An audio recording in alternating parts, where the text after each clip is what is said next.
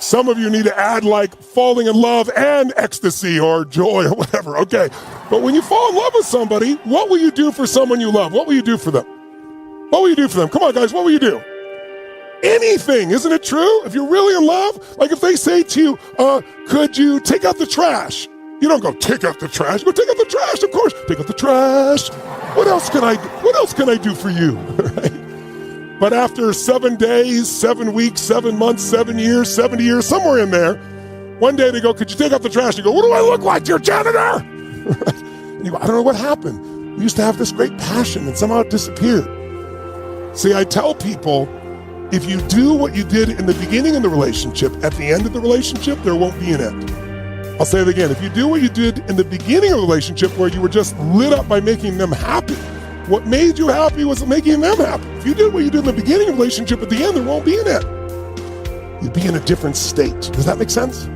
So your emotional state determines which story you come up with. See, if you're all exhausted and burnt out and you aren't taking care of your body and you don't train yourself and you're in the middle of COVID and, oh my God, you're watching more of the news, let's watch some Netflix, in that state, the story is life's over, or the story is life's a bitch, or the story is something that'll keep you from finding the very strategies you want. Now listen to me, here's the good news. You wouldn't be here. You wouldn't have self-selected. You know, it didn't cost you anything. It wasn't hard to get on here, but you still showed up. The real key for this next couple days is each day, here's how I want you to pay me back. I don't want any money from you. I want to deliver for you, but I want you to deliver for you. If you get results, I know you'll eventually become a client. I'll be able to serve you, or you'll tell someone else. I know it'll work out great. I'm not worried about that. But you got to pay for this by pushing yourself once a day. At the end of these little sessions, I'm going to give you a little challenge. And the challenge should make you slightly uncomfortable, or maybe a lot uncomfortable. But the way we grow is we push through what's uncomfortable, and suddenly the state of being uncomfortable disappears. And you can change that state, my friends, 2 ways. Jot them down. A radical change the way you use your body, a radical change in what you focus on, and if I gave you a third one, a radical change in your language. But we'll talk about this more tomorrow. But for right now, if I want to change how I feel, I can change my body. I can go for a run. I can go push myself to lift weight. I can go jump in the pool or go take a freezing shower. Any of those things are going to change your entire biochemistry. I can stand up, put my hands on my hips, but I don't. I use my body, use my voice, I use my energy. If I were to speak to you more like this tempo here and I said, guys, I'm Tony Robbins and you're not. And I'm here today to share with you how you can have more personal power in your life. And over the next 7,000 hours of this seminar, right? How many could feel the difference in the tempo just in your own body and voice, right? So if you see somebody who's standing like this, let's put the camera up, and they're depressed. What's their body like? Instead of me showing you, what's a depressed person's body like? So I want you to see your body affects your state. Where's the shoulders in a depressed person, guys? Where? Show me. Down. Where's their head? Down. Are they breathing full or shallow? Shallow. Are they talking quiet or a little louder? Which one? If they're depressed, it's lower, right? Now, how do you know this? Because you've practiced this shit before, haven't you? We all have, right? But if you take somebody who's depressed and you get them to stand up, shoulders back, move their body, breathe, use their voice with intensity and tempo, their entire biochemistry changes 10 times faster than just standing there with your, hands on your hips. In other words, you can train yourself to change your state. The other way you can do it is change what you focus on. Because write this down, focus equals feeling. Whatever you focus on, you're gonna feel, whether you like it or not, you're gonna feel it, it's gonna affect you. If you focus on, you're supposed to meet your husband or wife at 7 p.m. at the restaurant, you get there at 7, they're not there. Some people get pissed, it's only 7. Some people get worried. But what if you've been there since 7 and it's 7:30, they've not called, they've not texted, they've not shown up? Then what? Some people say, I'm really pissed off. Some people say, I'm really worried. They have the same event, but they didn't have the same experience because of what they did with their state. The person who's pissed off goes, they did it again. They always show up late. They don't care. They're probably screwing around with somebody else. But if you imagine that, you're going to be angry and hurt. The person who's worried, what did they do with their focus? Like, oh my God, what if they're in a car accident? And so whatever you focus on, you feel, even if it's not true. And when a person shows up finally, guess what? If you're really angry, you're going to treat them the way it makes them never want to show up. If you're really worried, you're going to treat them different. Remain disciplined. Stay strong. When it all seems hopeless, keep plugging away. Nothing can stop you if you don't stop for anything. Don't stop for anything. Never break your discipline. Remain faithful to yourself and your vision. When it gets painful, push harder.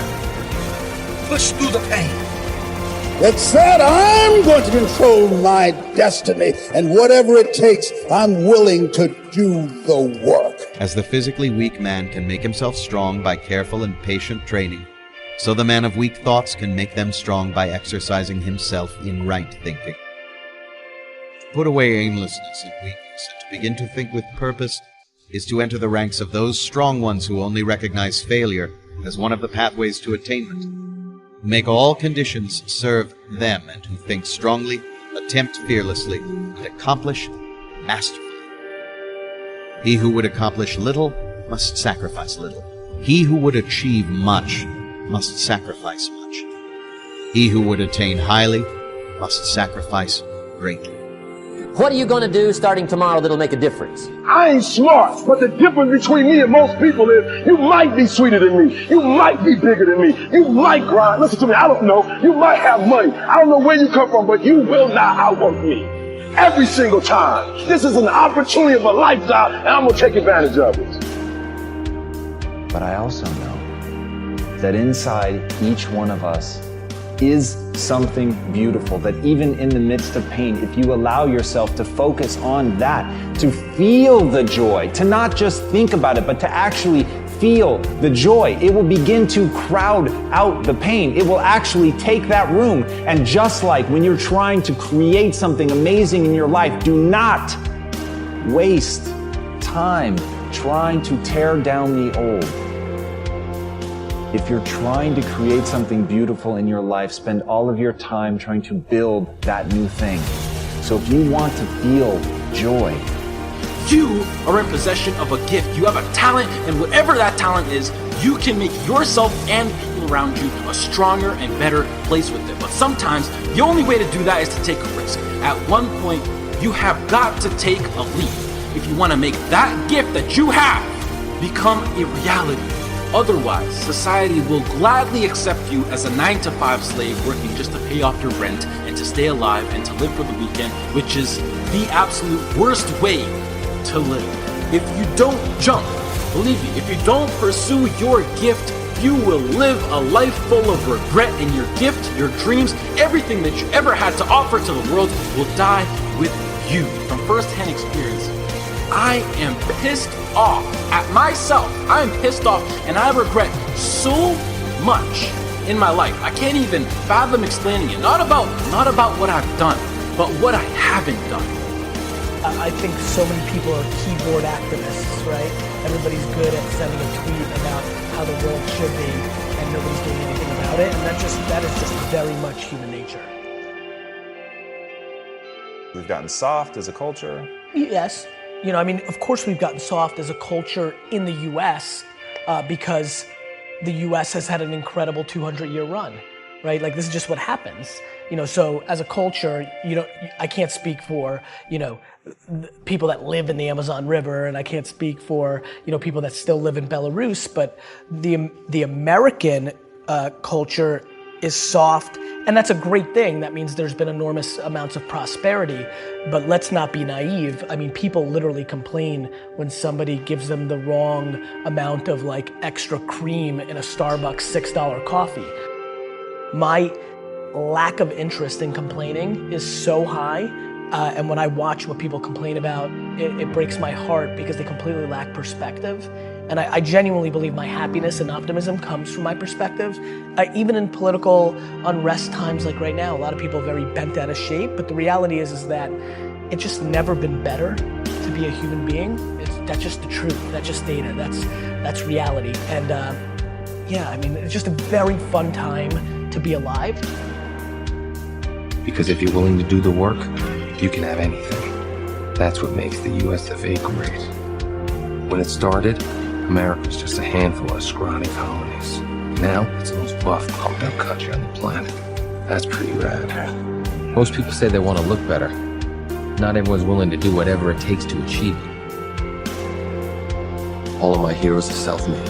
Rocky, Scarface, all the guys from The Godfather, they all started out with nothing to build their way to perfection.